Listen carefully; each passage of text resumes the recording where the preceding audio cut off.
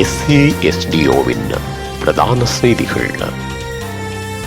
முதலில் தலைப்புச் செய்திகள். பிரதமரின் அறிவிப்பால் ராஜதந்திர ரீதியில் இலங்கைக்கு நெருக்கடி. ஜனாதிபதி மானியம் என்ற பெயரில் போலி செய்தி. கடும் எச்சரிக்கையுடன் MP ராமநாதன் அர்ச்சுனாவுக்கு பிணை. கடன் அட்டை தொடர்பில் மத்திய வங்கி வெளியிட்டுள்ள முக்கிய அறிவிப்பு. தமிழர் பகுதியில் 20 வயது யுவதி ரயிலில் பாய்ந்து உயிரிழப்பு. சிறிய மோதல் குறித்து நெதன்யாகுவின் நிலைப்பாடு. தொடர்பன விரிவான செய்திகள். தாயகச் செய்திகள். பிரதமர் ஹரணி அமரசூரியவின் வார்த்தை பிரயோகம் காரணமாக ராஜதந்திர ரீதியில் இலங்கை பெரு நெருக்கடியொன்றை எதிர்கொண்டுள்ளதாக தெரிவிக்கப்படுகிறது. இது தொடர்பில் தெரிய வருகையில் இலங்கையில் உள்ள பாடசாலை மாணவர்களுக்கான இலவச சீருடை துணி விநியோகத்துக்கு தேவையான துணிகளை சீன அரசாங்கம் அன்பளிப்பாக வழங்கியுள்ளது. இதனை இலங்கையிடம் உத்தியோகபூர்வமாக கையளிக்கும் நிகழ்வு அண்மையில் இடம்பெற்றிருந்தது. இந்நிலையில் இலங்கைக்கான சீன தூதுவர் அதனை பிரதமர் ஹரணி அமரசூரியரும் கையளித்திருந்தார். இதன்போது சீன அரசாங்கத்துக்கு நன்றி தெரிவிக்கும் வகையில் கருத்து வெளியிட்டுள்ள பிரதமர் ஹரணி அமரசூரிய சீனா மக்கள் குடியரசு என்பதற்கு பதிலாக சீன குடியரசு என்று குறிப்பிட்டு நன்றி தெரிவித்துள்ளார். சீன குடியரசு என்பது தாய்வானை குறிக்க பயன்படுத்தப்படுவதுடன் தாய்வானுடன் வரலாற்று ரீதியாக சீனா பெரும் பகையினை பாராட்டி வருகிறது. இந்நிலையில் மக்கள் சீன குடியரசின் அன்பளிப்புக்கு நன்றி தெரிவிக்கும் வகையில் பிரதமர் ஹரணி அமரசூரிய பயன்படுத்திய வார்த்தை காரணமாக சீன அரசாங்கம் சற்று அதிருப்தி கொண்டுள்ளதாகவும் இதன் காரணமாக ராஜதந்திர நெருக்கடி ஒன்று ஏற்பட்டுள்ளதாகவும் தெரிவிக்கப்படுகிறது. ஜனாதிபதி மானியம் என்ற பெயரில் பரப்பப்படும் போலி செய்திகள் பற்றி விழிப்புணர்வுடன் இருக்குமாறு அரசாங்க தகவல் திணைக்களம் தெரிவித்துள்ளது. இது தொடர்பில் வெளியிடப்பட்டுள்ள அறிக்கையில் ஜனாதிபதியின் மானியம் என்ற தலைப்பில் அரசு உதவி திட்டம் பற்றிய போலி செய்தி தற்போது சமூக வலைதளங்களில் பரவி வருகிறது. இவை சில ஊடகங்கள் மூலமும் வெளியிடப்பட்டுள்ளது. மேலும் தகவல்களை பெற செய்திகளுடன் ஒரு போலி இணைப்பும் குறிப்பிடப்பட்டுள்ளது. இச்செய்தி முற்றிலும் பொய்யானது. இவ்வாறான வேலை திட்டம் தொடர்பில் அரசாங்கம் தீர்மானம் எடுத்திருந்தால் அமைச்சரவை முடிவுகளை அறிவிக்கும் ஊடகவியலாளர் இந்த முடிவு பொதுமக்களுக்கும் ஊடகங்களுக்கும் தெரிவிப்பது அரசாங்கத்தின் கடமையாகும். சமூக ஊடக ஆர்வலர்கள் அரசாங்கத்தில் அறிவிக்கப்படாத பொது கொள்கைகள் மற்றும் முடிவுகள் தொடர்பான தவறான வதந்திகளை பரப்புவதை தவிர்க்குமாறு கேட்டுக் கொள்ளப்படுகிறார்கள். மேலும் அடிப்படையற்ற தவறான வதந்திகளை ஏற்கவோ அல்லது பகிரவோ வேண்டாம் என்று பொதுமக்களுக்கு தெரிவிக்கப்படுகிறது என்று கூறியுள்ளனர்.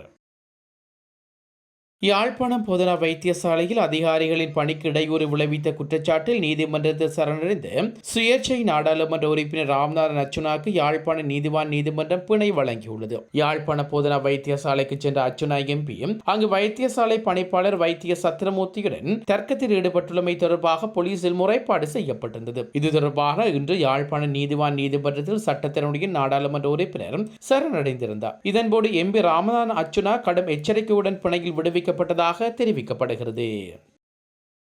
ஒருவிடத்தில் அக்டோபர் மாத இறுதி வரை நாட்டில் செயலில் உள்ள கடன் அட்டைகளின் எண்ணிக்கை 19,42,989 ஆகும். இலங்கை மத்திய வங்கி வெளியிட்டுள்ள தகவலின் அடிப்படையில் இவ்வருடத்தில் செப்டம்பர் மாதம் வரையான காலப்பகுதிக்குள் நாட்டில் 19,36,336 கடன் அட்டைகள் பயன்பாட்டில் இருந்துள்ளன. இதன்படி செப்டம்பர் மாதத்துடன் ஒப்பிடுகையில் அக்டோபர் மாதம் பயன்பாட்டில் உள்ள கடன் அட்டைகளின் எண்ணிக்கை 6,653 அதிகரிக்கப்பட்டுள்ளது. மத்திய வங்கிகளின் தரவுகளின் அடிப்படையில் இந்த வருடத்தில் ஆரம்பத்தில் இலங்கையின் செயலில் உள்ள கடன் அட்டைகளின் எண்ணிக்கை 19,17,085 காணப்பட்டது.